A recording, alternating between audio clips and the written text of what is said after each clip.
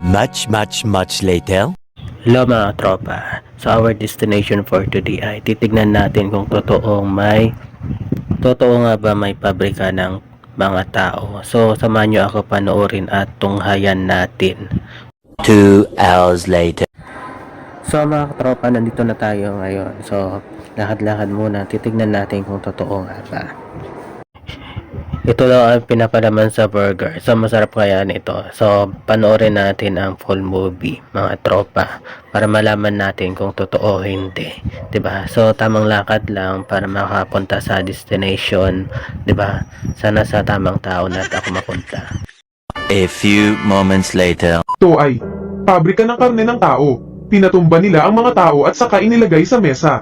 Sa ilalim ng paggalaw ng hill engine ng karne, ang mga taong iyon ay napakabilis na naging isang tumpok ng ginutay-gutay na karne. Dumaan sa proseso ng machine, nabuo na ang minced meat. Sa wakas ay ipinamahagi sa lahat ng dako, maging isang masarap na hamburger. Inihatid sa bibig ng gumagamit. Mahilig kumain ang binatang ito. Mahilig din kumain ang babaeng ito. Pero hindi nila alam yon. Yung masarap na hamburger ay laman ng tao. Sa isang maikling panahon ang hamburger shop ay lubhang popular. Ilang maikling buwan lang, nagbukas pa ng ilang branch si boss. Kundi dahil din doon, na mas maraming tao ang kailangang mamatay. Ang lugar ng pagpupuslit ng maraming ilegal na tao. Kasi wala silang passport, kaya walang nag-iimbestiga kung nawawala. Stalker din ang empleyado ng hamburger shop. Ngunit hindi niya alam na ang mga piraso ng karne na ito ay laman ng tao. Araw-araw ay napakahirap magtrabaho, ngunit hindi sila pinaghirapan ng lokal na pulisya. Noong gabing iyon, nasa party ng ate niya ang lalaking ito. Biglang may kumatok na pulis sa pinto. Hulihin silang lahat, tapos para silang mga kriminal, nakakulong sa isang hawla. Sa dami ng tao, natuklasan ng batang lalaki na ang kanyang kapatid na babae ay pinaalis. Pero kahit anong sigaw niya, hindi na mababago ang kapalaran ng kapatid ko. Pinagmamasdan ang kapatid kong naglalakad palayo. Batang desperado, siya ay walang magawa. Nakaupo sa isang hawla habang naghihintay na lumipas ang araw. Ngunit sa kabutihang palad, siya ay isang maswerteng tao. Babaeng direktor na naghahanap sa kanya. Bigyan siya ng 2 landas.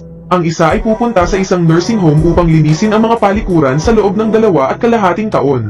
2 ang dapat tratuhin bilang isang bilanggo at pagkatapos ay dadalhin sa pagkatapon. Walang paraan, pinili niyang pumunta sa isang nursing home para maglinis ng 2.5 taon. Ngunit pagdating niya sa lugar na ito, kakaiba ang pakiramdam niya. Kahit na, binasa niya ang mga libro sa matandang babae sa harapan niya, biglang nabalisa muli ang matandang babae. Mamamatay ka sa lugar na ito. Hindi ko na hinintay na mag-react pa siya. Tinurak siya ng magic potion ng staff sa tabi. May makakaligtas ba sa lalaking ito? Siya ay itinapon sa isang hill engine ng karne. Ang pandurog ay patuloy na gumagalaw. Ang taong iyon ay mabilis na naging isang tumpok ng ginutay-gutay na karne. Dumaan sa proseso ng machine. Ang bawat piraso ng karne ay nabuo. Maraming tao ang na-vacuum at lumipat dito.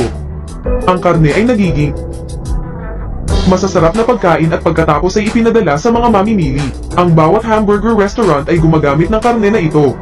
Pero hindi nila alam yun. Ang mga karneng ito, lahat sila ay ilegal na pagtawid sa hangganan. Una na nilang arestuhin ang mga refugee na ito. Pagkatapos ay ipinadala sa nursing home na ito. Sa pamamagitan ng pag-iniksyon ng mystical drugs, unti-unting tumatanda ang kanilang balat. Ginagawa nitong mas masarap ang karne. Hindi lang iyon, yung mga tinuturok ng droga, mas nagiging flexible din ang buto. Kung mas mataas ang bilang ng mga mamimili, mas maraming tao ang namamatay.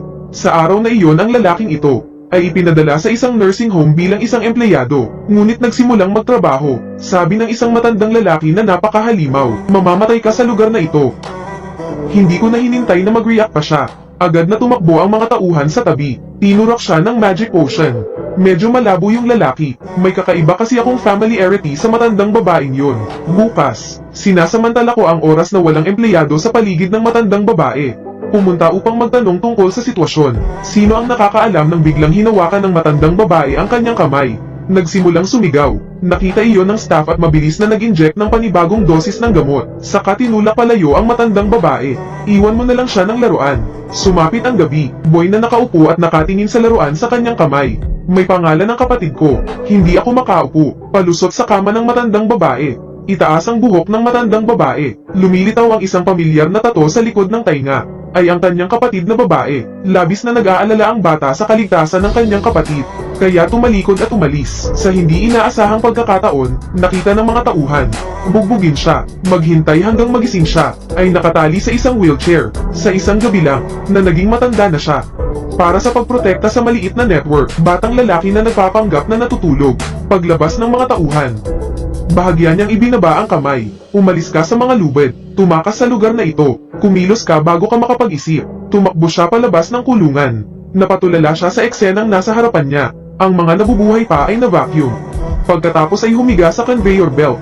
Pagkatapos ay dinala sa hilingan ng karne. Ang sariwang karne ay pinalabas sa kabilang dulo. Pagkatapos ng ilang oras ng pagproseso, ang perpektong tinadtad na karne ay wala sa oven. Dumaan sa pagluluto ng chef. Mabilis na naging karne ng masarap na hamburger. Itong lalaking ito.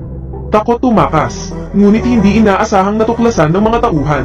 Matapos siyang turukan ng isang dosis ng gamot, hinimitay si Boy. Paggising ko ulit, nakatali siya sa isang upuan. Masaya ang direktor na pinayagan siyang maglibot sa kanyang pabrika. But how dare he turn into mincemeat? Bumalik sa nursing home. Sinasabi ko ang sikretong iyon sa lahat. Galit na galit ang lahat matapos malaman ang katotohanan.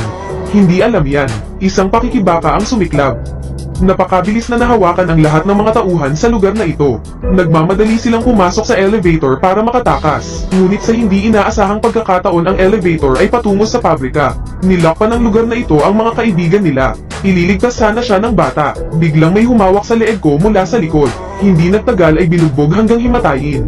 Inilagay kanya sa conveyor belt. Pagkatapos ay simulan ang hilingan ng karne. Makita ang batang lalaki na malapit ng maging means. Mahalagang sandali, tinalo ng mga kasamahan sa koponan ang ibang lalaki.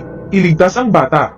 Pero paanong madaling mahimatay ang lalaking iyon? Nagmamadaling hawakan ang leeg ng dalaga. Itapon siya. Makita ang batang lalaki ay malapit ng patayin muli. Biglang kiligin ang kaibigan.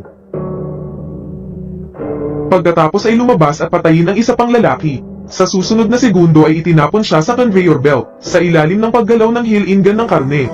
Dahan-daang inilabas ang mga piraso ng karne. Lahat ay nakakulong sa pabrika sa huli. Lumabas silang lahat. Matapos mabunyag ang insidente, nakakuha ito ng atensyon ng media. Hinatulan ng kamatayan ang manager ng pabrika. Lahat ng empleyado ay napapailalim sa legal na parusa.